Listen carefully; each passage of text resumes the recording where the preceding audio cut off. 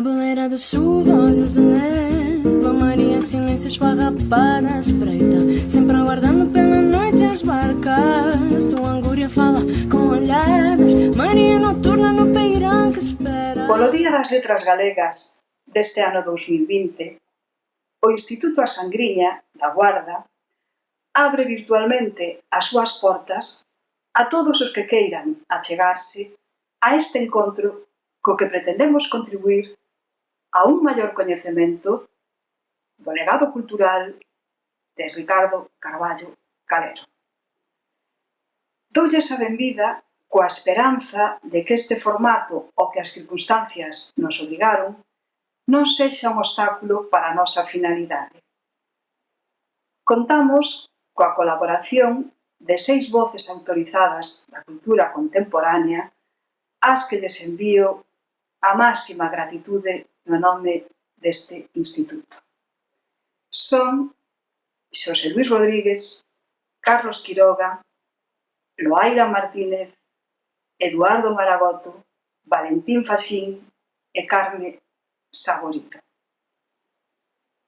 Inmensamente obrigados lles quedamos tamén aos alumnos participantes.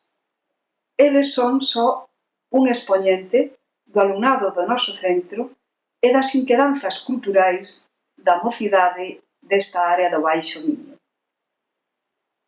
Dou por inaugurado o acto e doulle paso á intervención doutro compañeiro do meu departamento de Lingua e Literatura. Deixo xa con Ramón Quiroga Barro. Un saúdo e saúde para todos. Eu vos contar a historia dun neno que coñeceu a Carballo Calero. Aló pola primeira metade da década dos 60 do século pasado, sería o ano 1964 ou así, un pequeno, que andaría nos 7 anos, comezou un curso no Colexio Fincoi. Este colexio era daquela un colexio moi especial, a sociedade do Lugo que comezaba a vivir en moi grande medida, grazas á emigración, o chamado desarrollismo da ditadura española. A educación, que daquela se lle daba a mocidade, era realmente moi deficiente. Pois, fronte a esa concepción imperial e de montañas nevadas que transmitía o sistema educativo vixente, o Colexio Fincoi era unha illa revolucionaria, unha illa pedagóxica, onde o cativo do que vos falo foi feliz durante os poucos meses que asistiu. Fincoi debe o seu nome o que daquela aínda era unha aldea pegada á cidade das murallas, mas é un nome que, aínda que non teña nada que ver, pois ten resonancias céltico-pondarianas ou cabanillescas, míticas e épicas. Só a ver, va. Fincoi fora creado a iniciativa da familia Fernández, unha familia cuxo principal referente, Antón de Marcos, procedente da comarca de Sarria, tiña unha importante cabana gandeira e, con mentalidade galeguista, participou el e os seus fillos na creación de proxectos que pretendían tecer unha rede empresarial na propia terra e con mirada galega. Froito dese intento de creación dunha burguesía galega e con visión galeguista, xurdiron Pescanova, Louriño, Celtia, Frixa, e tamén a editorial Galaxia contou coa participación do capital desta familia. O colexio, quizáis non accesível para todo o mundo, desenvolvía un ensino baseado nos principios do krausismo e inspirado pola famosa institución libre de enseñanza que desenvolveu o seu labor desde fins do século XIX ata a Guerra Civil e que formou os intelectuais que construíron o proxecto republicano español. Considerábase que o ensino teórico había que compaxinar diariamente coa práctica e, ademais, co contacto coa propia natureza. Algo parecido ao que pensaba aquel mestre do filme A lingua das bolboretas que está inspirado no relato de Manolo Rivas. Por iso, Fincoi tiña tamén unha granxa anexa. Emprestábase xa ahora unha atención especial á lingua, dentro das escasísimas posibilidades que permitía o réxime naqueles anos. Os rapaces e raparigas, isto de ser misto tamén era revolucionario, ademais das actividades escolares compartían o comedor en distintas modalidades. O rapado que vos falo tivo que levar uns talleres e un vaso de alpaca gravado enigmáticamente cos caracteres 73. Non é que fose tan enigmático, 73 era o número e V era V de balón, pero bueno, daba unha apariencia críptica. O cativo vestía tamén un uniforme, mas non o lembra ben. Mas sí que se recorda da pucha que gastaba na cabeza. Facíalle graza e daballe algo de vergoña. Parecía o seu tío Hipólito. Lembra traballar na clase, xogar naquele recinto cos compañeiros e con aquelas profesoras que tan boas e lindas lle parecían. Un día, a saída, ordenada por cursos en reas disciplinadas xa no corredor, fíxose un silencio grandísimo, amosando o respeto que inspiraba a inmensa, a él pareceulle, figura do director. Don Ricardo paseaba entre o alumnado e inspeccionaba todo. Aquel respeto deixoulle unha fonda lembranza. Outro día, así son as lembranzas, descontinuas, a figura de don Ricardo reaparece de novo. O seu grupo concentrouse diante dun cabalón que estaba ali mesmo no patio, guiados pola súa profesora. Don Ricardo abre, ou manda abrir, as portas dunha trave está a pendurar, aberto, viscerado, un porco grandísimo. O fociño casa as rentes do chan. Os tendóns das patas traseiras atravesadas por un chambaril de madeira, o ventre obscenamente aberto cun pau termando das beiras da regaña. O director explica cousas, fala e dille aos nenos a importancia do noso animal tótem, da súa morfoloxía, da súa natureza, mas o pequeno atende pouco. O pequeno, que ten aldea, mas non é como o Balbino, non é exactamente un neno de aldea. O pequeno, digo, vaille mal, e non pode reprimir as vascas que lle causa aquela visión. Sempre foi un amigo exquisito este pequeno. Pasou o tempo, as circunstancias familiares fixeron que o rapaz deixase o colexio antes de acabar o curso, e pasaron moitas e moitas cousas, e tras moitas voltas que deu o mundo, unha mañá, aquel neno, a quen tanto respeto lle inspirara a don Ricardo na nenez, non sabía quen era, e que lle seguiu a inspirar cando tivo coñecemento de quen era, achouse sentado nunha aula da Facultade de Filoloxía, escoitando unha lección sobre as orixes do lirismo trovadoresco. Don Ricardo paseaba por entre o alumnado, paseaba, falaba e facía preguntas, e algunha admonición, e todos atendían con admiración e respeto. Pasaron moitos anos, e este ano, por fin, dedícase o Día das Letras Galegas. E aquel cativo lembra estas pequenas anécdotas do roce que tivo cunha grandísima figura da cultura galega, pois don Ricardo é, efectivamente, Carballo Calero. Ese pequeno que o coñeceu, aínda que non o tratase, pois era eu mesmo. Xosé Luís, ti por que crees que Carballo Calero merece o Día das Letras Galegas? Pois, parece moi fácil esta pregunta, mas ao mesmo tempo é un poquinho complicada, Eu creo que todo o mundo que coñece un pouco os problemas da lingua e da cultura na nosa terra, en Galiza, está de acordo, se non todo o mundo, a imensa maioría, de que don Ricardo merece de sobra o Día das Letras Galegas, non? Merece de sobra. E, no entanto, isto ten un problema. Se o merece tan declaradamente como parece haber consenso neste convencimento, por que demorou 30 anos a Real Academia Galega en lle conceder o Día das Letras Galegas? 30 anos. A media son 10, 11, 15 anos, con que creo que foron 10 anos. 11 creo que foi Fole, o Xino Boneira, 15, 20, algúns, pero el 30, quase bateu un recorde. Isto é debido, sen dúbida ninguna, a que don Ricardo posicionouse a favor das chamadas teses reintegracionistas, que propugnan un modelo basicamente común para o galego e para o portugués, partindo do principio que defendía don Ricardo e que evidentemente tamén compartillo inteiramente, de que son dúas variedades, dúas formas da mesma lingua. Entón había que buscar fórmulas unitarias co portugués e non co castellano, que é o que ofrece a ortografía actual.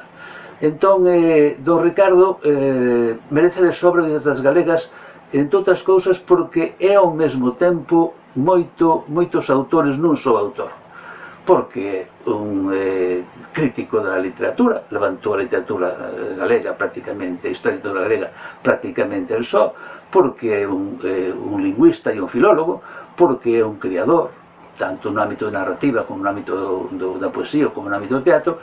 Don Ricardo ten varios motivos de sobra para ser autor manexado no Día das Letras Galegas. A cuestión é se as letras galegas merecen un home como don Ricardo. Carlos, ti que tamén és escritor, preferes a Carballo como novelista ou como poeta? O narrador é máis abordável, até máis atractivo aparentemente, mas o prolongado, complexo e até excepcional é o poeta. Don Ricardo é un xigante como investigador, como pensador, e foi afirmándose cada vez máis a magnitude desta cara, escondendo as de criazón, e dentro das vertentes de criazón a de poeta tal vez é a máis disimulada. E con todo creo que podría pasar por un dos nomes maiúsculos da historia da Galicia e da súa lingua no século XX só como poeta, e non só da Galicia, creo que da Europa Occidental. Eu creo que hai textos aí que nomes do cánone universal do Bloom non son superiores a algúns rexistros do Carballo. O último libro, Reticencias é a hostia, e cada vez creo que se vai afirmar máis, en particular a vertente poética, e o tempo se tornará evidente que Carballo é un poeta asombroso. E, en fin, temos que ter en conta tamén que era a súa inclinación central, prolongada, até o último alento de vida, e a inclinación máis intensa e extendida desde sempre. Non sei quantos anos terás tú, Ángela, mas fiquei un pouco alucinado cando hai uns meses encontrei en el Correo Gallego de Ferrol, na primeira páxina, esta columna, El rubor de ser poeta, asinada por un tal Ricardo Carballo Calero, que fixera 16 anos, 3 meses antes, e fiquei un pouco alucinado pola precocidade sorprendente, como tamén despois que continuase facendo poesía na vellice, tal vez a máis conmovente. Fico con Carballo poeta. Hola, Eduardo, como definirías a visión de Carballo Calero sobre o galego? O Carballo Calero tiña unha visión da lingua el vía de forma moi ampla, non? En todas as súas dimensóns, non? Para ele a historia do galego era a historia da nosa lingua desde a Idade Media, non? E non desconsideraba ninguna etapa da mesma, non? Entón tiña unha visión moi ampla, non? E por outro lado, a lingua non era falado só nas 4 provincias a que foi ficando reducida a Galiza ao longo da historia, non? Senón que ele tamén consideraba todas as variedades a onde chegou a historia, a histórica lingua galego-portuguesa, non? Para completar a visión de Carballo sobre a lingua, penso que é útil que vexades como foi evoluindo el mesmo, non? El era, na realidade, el non era especialista en lingua, el comezou sendo especialista en literatura, mas nos seus estudos literarios sempre refletía moito sobre a lingua dos autores que estudaba, e estudou todos os autores desde a Idade Media, non? De maneira que sempre foi un dos intelectuais galegos que mellor coñeceu e coñecía todas as manifestacións escritas do galego de todas as épocas. Non? Por iso, nos anos 60, el redixa a máis importante gramática do galego até entón. E nela, el defendía un galego oculto, un galego moi conectado con esa tradición literaria que estudaba, non? Que evitase os castellanismos e os vulgarismos que eran tan habituais na fala de entón, daquel momento. E por iso, cada vez foi prestando máis atención ao portugués para construir o seu propio galego. Até que no ano 1975 publica xa o primeiro artigo en que propón que o galego debe adoptar unha ortografía común coa portuguesa. Para as profesoras e profesores da vosa asociación, é importante o Día das Letras Galegas? Para a Asociación de Docentes de Portugués na Galiza, máis coñecida como a DPG, é importante traballar no ensino do portugués desde unha perspectiva galega e, polo tanto, a celebración do Día das Letras Galegas é importante porque se fala da nosa realidade cultural. Mas é verdade que hai unha falta de divulgación das nosas letras o ano inteiro, porque ao final parece que queda só restringido a un día ou a un mes, o mes de maio, non? O mes das letras. E, por outro lado, a escolla das persoas homenaxeadas evidencia tamén unha falta de igualdade, porque despois de 58 edicións só foron escollidas 4 mulleres. Entón tamén está ben reivindicar un pouco máis a igualdade, non? Na escolla das persoas homenaxeadas.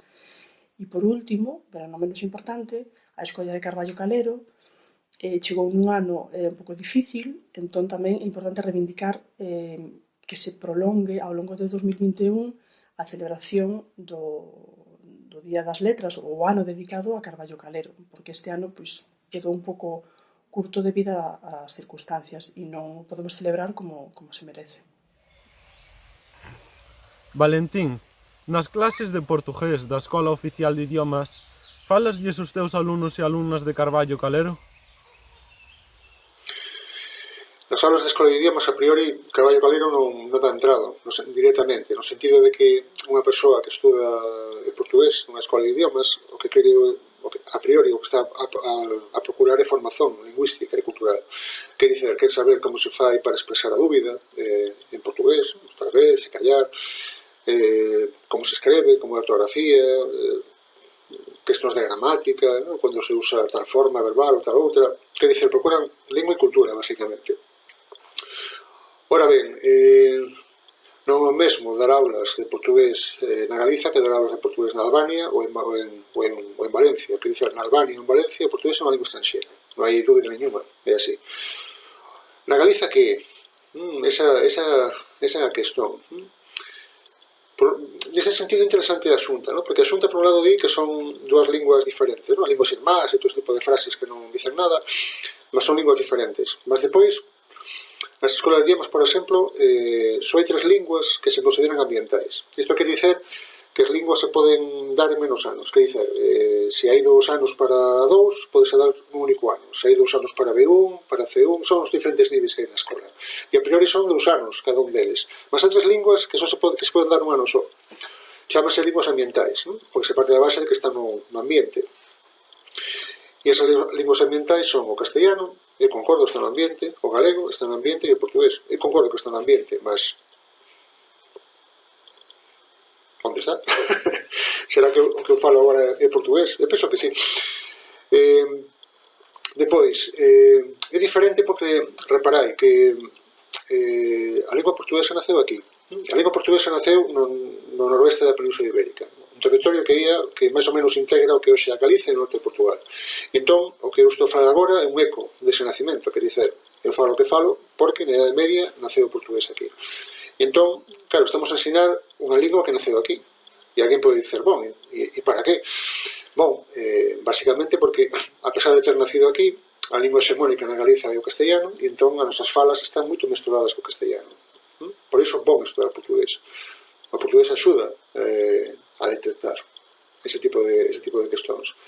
E entón, aí, de pano de fundo, está Carballo Calero. Ola, Xosé Luís. Díxonos o profe de galego que ti foras alumno e amigo de Carballo Calero. Contasnos algo diso? Pois moi ben. Pareceme interesante a pregunta. porque é evidente que fui un alumno de don Ricardo no último ano da carreira, en que me deu 2 materias con boa nota, e aí fui onde coñecín realmente, como un pouco personalmente, non? Mas é un pouco máis raro que teña sido amigo de don Ricardo cando nos separan prácticamente 40 anos de idade. Podía ser meu pai, ou podía ser meu avó, e no entanto creo que fomos realmente amigos. Teño libros dedicados por don Ricardo que me chama o seu amigo, e iso penso que é moito máis que unha frase, porque tiñamos similares concepcións da lingua, e entón intercambiamos puntos de vista moitas veces con respecto aos problemas do idioma. É verdade que don Ricardo era bastante tímido, e que cando entrei no seu departamento como profesor, durante un ano chamoume señor Rodríguez, aínda que acabase chamándome finalmente Xosé Luís, mas eu sempre lle chamei don Ricardo respeitosamente, porque vía nele un profesor antigo que fora un mestre e en moitos aspectos quase un pai. Cal crees que é a importancia de A xente da Barreira, a primeira novela longa publicada despois da Guerra Civil? O factor de maior peso talvez sexa extratextual e que se liga á lucida pretensión autoral que está por trás. É sabido que despois da Guerra Civil, tendo unha tradición consolidada de poesía lírica, no bando que con Carballo trataba de reconstruir a cultura galega, surxiu a consciencia da falta de narrativa en termos de produción literaria. Ese entendimento está asumido e explicado por don Ricardo nos libros de conversas, onde di que a partir desa opinión abriuse paso a idea de que o que conviña agora era ter prosa, etc. E desa comisión saiu A xente da Barreira. Foi esta a primeira novela galega de posguerra, como indicabas, e que tamén recebeu un premio na altura significativo, tendo en conta a debilidade das estruturas do galeguismo. Neste sentido, aproxímase algo do efeito que terá Escorpio máis adiante dentro da fraqueza do reintegracionismo, da falta de saídas que Escorpio facilita. Iso para alén de factores intrínsecos da peripecia narrativa que se conta, e do aspecto lingüístico, que tamén é interesante porque Carballo foi actualizando ese texto de acordo con aquilo que dentro da idea reintegracionista que le vai adoptando aplica a mudanza deste texto. Mas supoño que neste caso, Isabela, o aspecto sociolóxico extratextual sería o máis relevante. Quiroga, aínda non a lin, a ver se faz que me apeteza. Por que Escorpio é unha novela tan importante? Vamos ver, Víctor. Vouche dar polo menos 4 motivos, creo que de peso, para que vayas correndo a comprar o romance ou, en fin, vayas pedir emprestado Carlos Figueiras, casi mellor o segundo, e te poñas a lelo. Porque Escorpio, en fin, como construción artística, vai consolidando varias singularidades, porque Escorpio, decorridas pouco máis de 3 décadas da súa aparición, alcanzou estatuto canónico que o fai fundacional. E fai non fundacional, creo, polo menos por esos 4 motivos de novidade que che vou mencionar, 4 motivos de excelencia. Primeiro motivo de excelencia, a artística, como artefacto narrativo eficiente, particularmente pola proposta de foco múltiplo na voz, que, en fin, até determina a montaxe da peripecia. Foi o que máis me chamou a atención xa no 87, cando fixen a primeira reseña do romance, tal vez reseña mundial,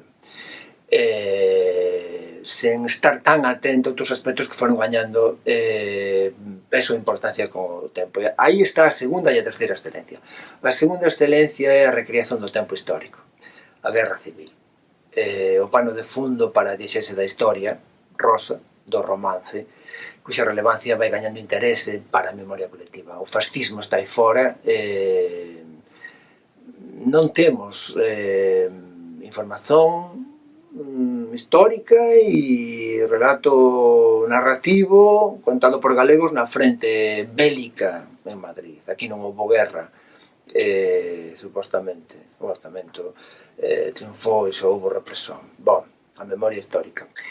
Terceira excelencia, a de fonte informativa biográfica sobre un autor que atinxiu aura popular e recoñecimento, quero crer, que consensual. Agora tamén isto interesa, non é un uso literal o material autobiográfico, mas tamén interesa pola figura que é agora Carballo Calero. E, en fin, unha cuarta excelencia como obra en norma reintegrata.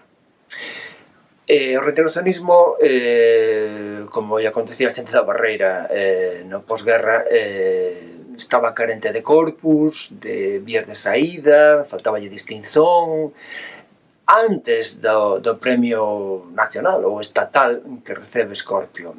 E, ademais, por culpa de Scorpio, que ao morrer Carballo Calero e ao instituirse na súa vila natal un premio que leva o seu nome, ten a vertente de investigación e de narrativa breve. Iso permitiu que algúns tivésemos, pola ponte que daba este premio, tivésemos a oportunidade de publicar, cousa tan difícil para a reintegracionismo durante eses anos duros dos 80, 90, 2000 e, en fin, tal vez continue. En fin, vale a pena porque é un libro canónico. Vaila. Ola, Xosé Luís, como definirías a Carballo Calero como lingüista? Que como definiría a don Ricardo Carballo Calero como lingüista? Vaya pregunta, porque é complicada.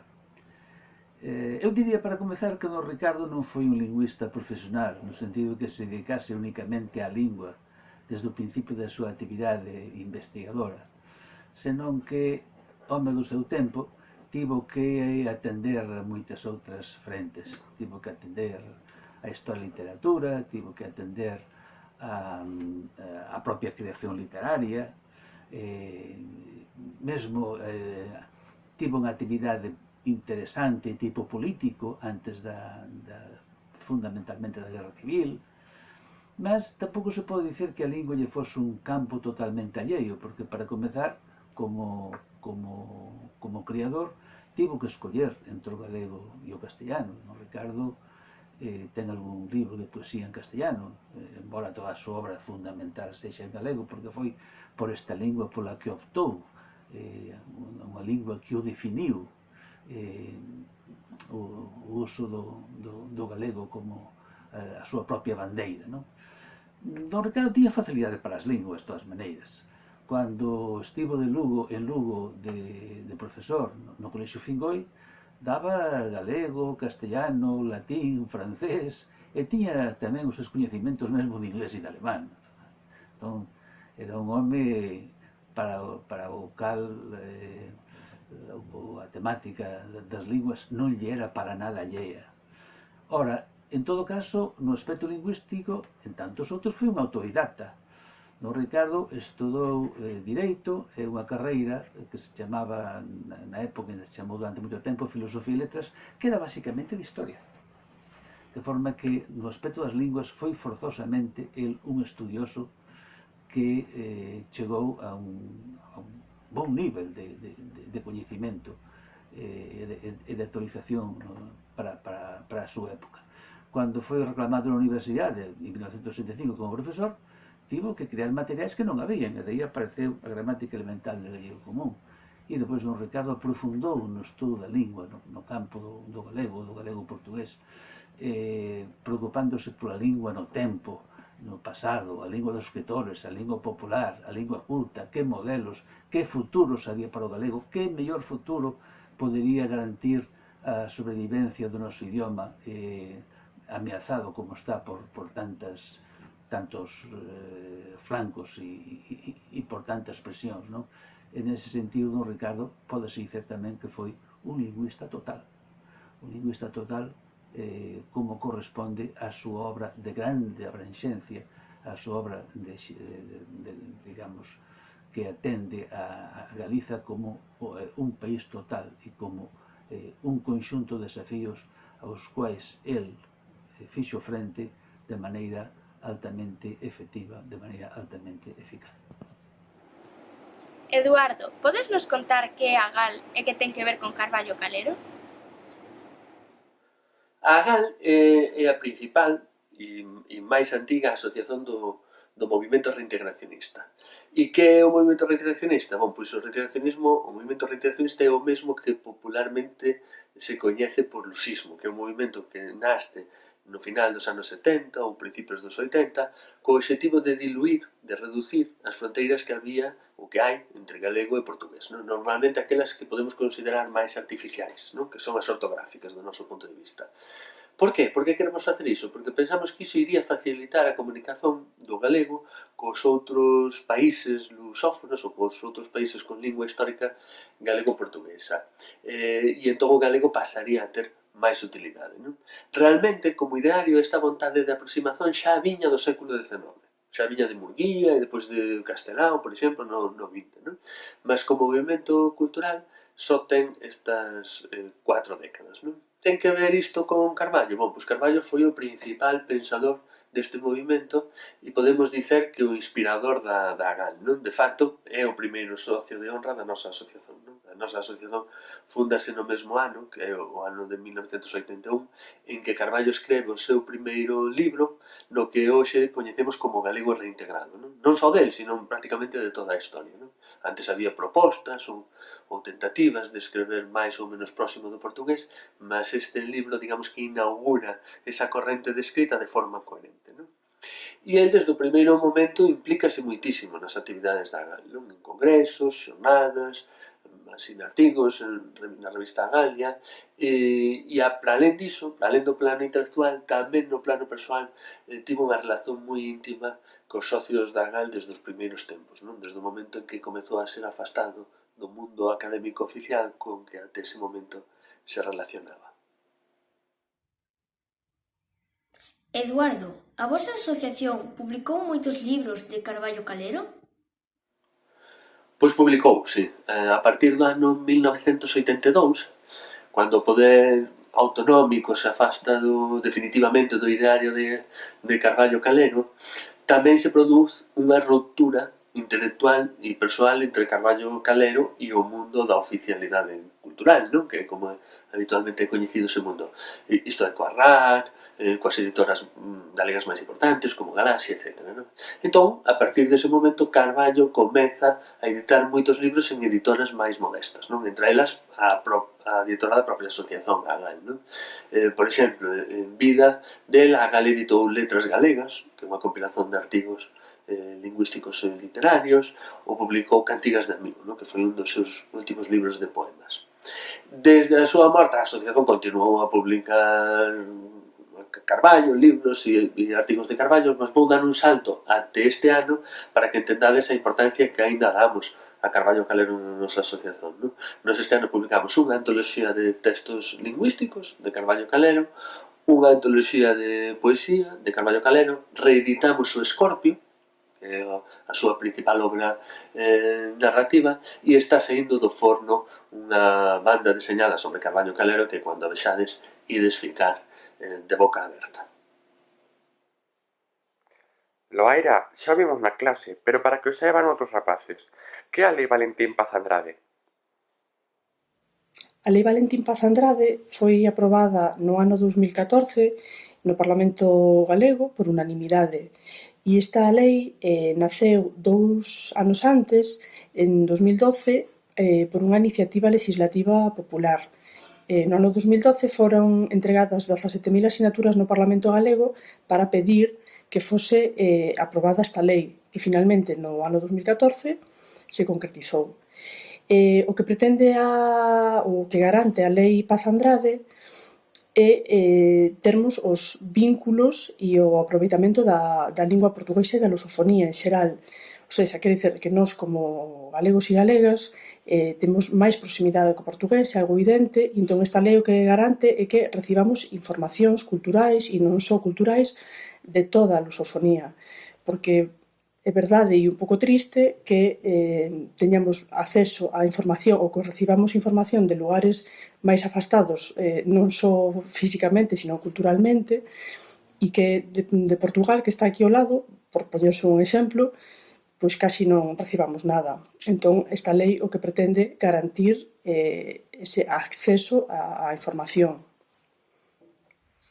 Loaira, tú crees que Carballo Calero estaría de acordo con que exista a Lei Valentín Paz Andrade? Estaría de acordo sen dúbida, porque de facto Carballo Calero foi un dos impulsores da aproximación lingüística e cultural co portugués. Estaría moi satisfeito da aprobación desta lei, porque grazas a ela é máis fácil diluir esas barreiras mentais que aínda existen en relación ao portugués e que non teñen moito sentido. Esta pregunta é para Carme Saborido, a nosa profe de portugués. Como crees que afecta a aprendizaxe do portugués a como os alumnos e alumnas vemos o galego? Como eu penso que pode afectar o estudo do portugués á imaxe que as persoas teñen do galego, non? A vos os estudantes. Pois, así un pouco así de maneira metafórica, podo vos dicir, non? Imaginade que sempre vos dixesen que vos sodes un peixe de acuario, que está así pechadiño, non? Nun acuario pequeno. E un día descubrides que non, que realmente vos tedes moitísimo máis océano para nadar, non? Un pouquiño esa é a visón que eu teño das persoas que son galegofalantes e estudan portugués, non? Que ven realmente incrementados os recursos da súa lingua por 1000, non? Estudar portugués na Galiza significa reforzar moitísimas estruturas que tal vez tivésemos perdido, o vocabulario que xa non se usa tanto porque foi un pouco copado por algún castelanismo, non? Cando estamos en aulas de galego moitas veces dicímoslle ao profesor ou á profesora vamos, polvo, igrexa, Deus, cadeira, quen fala así, non? Realmente, cando estudamos portugués, vemos que aí temos unha visión tamén do que é a norma. Quen fala así? Pois falan así 230 millóns de falantes. Entón, creo que é algo moi importante, causa bastante impacto na visión que alguén ten da lingua galega. Valentín, os rapaces de algúns institutos como o noso dan portugués. Os maiores tamén queren estudalo? Hola, Víctor. Un placer. Eu sou profesor de Escola de Idiomas. A Escola de Idiomas é unha institución pública de ensino de linguas, pensada para adultos, realmente a partir dos 14 anos, xa se pode estudar nunha Escola de Idiomas. É unha realidade un pouco extraña no nivel europeo, que eu saiba só existe na Eslovaquia, alén de aquí. Hai persoas adultas que gostan de estudar portugués, sen dúbida, moitas, e cada vez máis. E que tipo de motivadores teñen? Temos a persoa que gosta moito das linguas en xeral, e entón pon estudo de inglés ou alemán ou o que for que estudar outra e o portugués é fácil, ok? É unha boa opción. Pasan moito tempo nas escolas, mudan de lingua para lingua, e hai moita xente así que acaba estudando 3 ou 4 linguas. Depois tes as persoas que son por cuestións profesionais. A súa empresa ten ligazóns con Portugal, Brasil, Angola mesmo, e entón o portugués é útil. Quer dizer, o portugués é unha máis-valía do punto de vista profesional, quer dizer, compénsalle saber portugués. Depois están as persoas, vamos dizer, filolusas, filobrasileiras, quer dizer, persoas que gostan moito de Portugal, gostan moito de Brasil, gostan moito da cultura, da música, sei lá, pasar ferias en zonas rurais, quer dizer, senten paixón polos países. E ese tipo de motivación hai nas en todas as linguas. Porque non hai en todas as linguas, na Galiza, e é o público que eu máis gosto, son as persoas que estudan portugués porque ligan o portugués ao galego. Quer dizer, estudan portugués porque consideran, con un bon criterio, que estudando portugués van mellorar o seu galego. Este tipo de persoas, nos niveis máis básicos, son menos numerosas, mas é fácil que esas persoas, algunhas delas, ao longo dos anos, digan, caramba, o portugués non é unha lingua estranxeira, ou non é tan estranxeira como me dixeron. O portugués realmente é meu, perténceme. Son galego e o portugués perténceme. Ese tipo de persoas tamén son cada vez máis habituais. E, como comentaba, eu personalmente o que máis me motiva para estudar portugués. e para ser profesor de portugués. Se eu nacese en Albania, non era profesor de portugués. Carme, que crees que os rapaces e rapazas galegos aprendemos con máis facilidade o portugués? Se eu creo que os rapaces e raparigas que son galegos aprenden facilmente o portugués, claro que sí, non? Eu dei aulas tamén a rapaces e raparigas, vos tamén seguro que o vistes algunha vez, por comparación. Xente que é de fora da Galiza aprende portugués, mas aprende portugués un poquinho máis devagar, non? Porque vos imaginade todas as vosas lizóns, todas as cousas que nos estudamos, no caso de alguén da Extremadura. Pois esa persoa ten que aprender os artigos, vos xa non os aprendedes, esa persoa ten que aprender os pronomes, vos xa non estudades iso, porque xa o sabedes, ou igual que en galego, e tantas outras cousas, non? Temos tamén que facer un poquinho de fincapé no que é o conceito de competencia, non? Que ser hábil ou ser capaz de facer unha serie de cousas nunha lingua.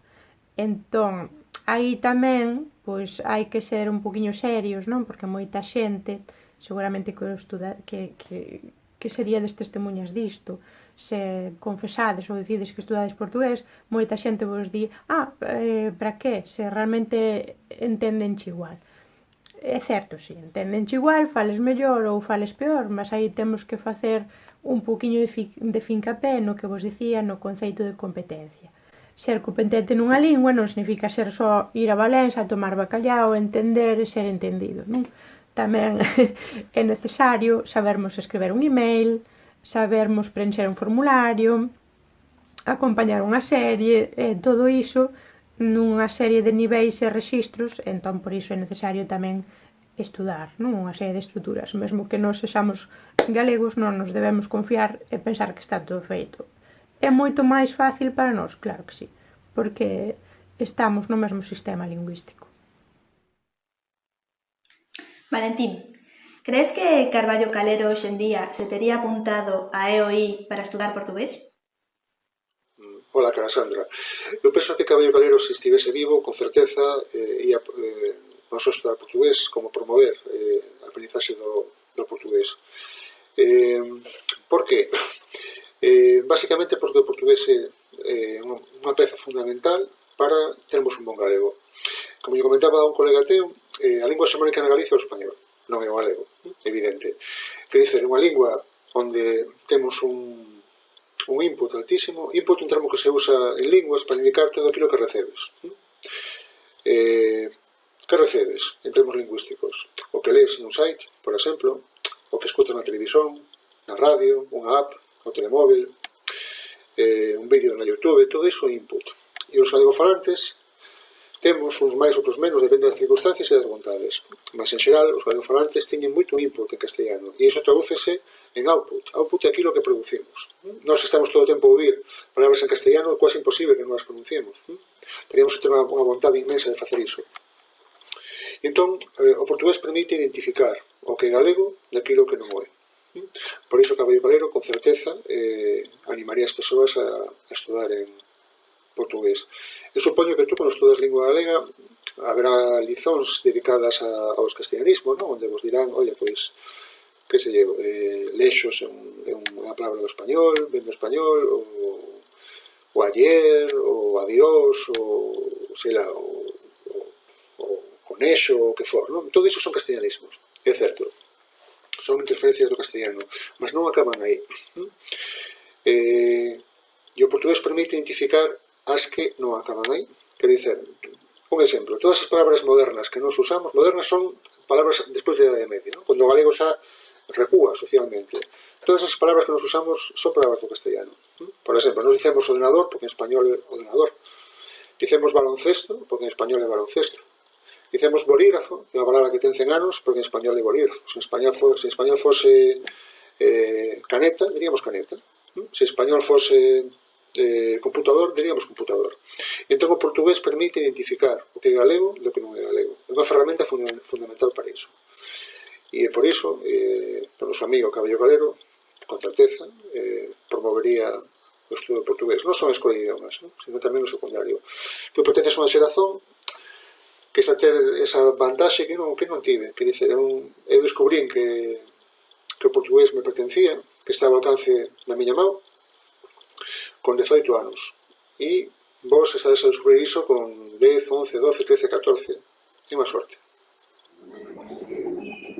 Ola, Carme, por que crees que aprender portugués nos é útil? Ten isto algo que ver con Carballo Calero? Porque eu creo que aprender portugués nos pode ser útil e se isto ten algunha cousa a ver con Carballo Calero. Vamos lá. Realmente aprender, calquera cousa que aprendas vai ser útil porque estás a facer unha aprendizaxe e calquera aprendizaxe de linguas tamén vai ser útil. Por que pode ser útil para nós o portugués? Pois porque con pouquiniño esforzo podemos chegar a 230 millóns de falantes. Se realmente non estamos un pouco así na visón que tiña Carballo Calero acerca do galego, non? El pensaba que o galego pertencía a un sistema lingüístico amplo onde tamén estaban as variantes brasileiras, as variantes portuguesas, as variantes do portugués na África, non? Entón, noutra parte, noutra orden de cousas que normalmente nunca falamos ou falamos moi pouco disto, creo que aprender portugués tamén é útil por outro tipo de cousa, que é a educación para os afectos, non? Moitas veces na Galiza queremos ter moitos produtos de banda deseñada, de trap, de deseños animados, de revistas, moitas cousas que nos custa moito traballo encontrar, porque sabedes que hai unhas trabas, non? Houve uns procesos históricos que desvincularon o galego con certas esferas da sociedade. Realmente esta educación para os afectos de que vos falo, pois é ver que o portugués tamén nos pode dar certa autoestima, non? Se nós partilhamos ese ideario de Carballo Calero e pensamos que o galego e o portugués son a mesma lingua, pois podemos ver que na nosa lingua xa hai de todo. Porque no Brasil xa fixeron de todo, en Angola xa fixeron de todo, en Portugal tamén, entón se queremos trap xa o hai, se queremos banda deseñada tamén hai, se queremos revistas moitas hai, calquera libro de calquera tema xa o hai ou foi traducido, non? Entón eu penso que iso dá unha vantaxe enorme. Nasces cada sopor, cais na primeira estrela. Nasces cada sopor, cais na primeira estrela.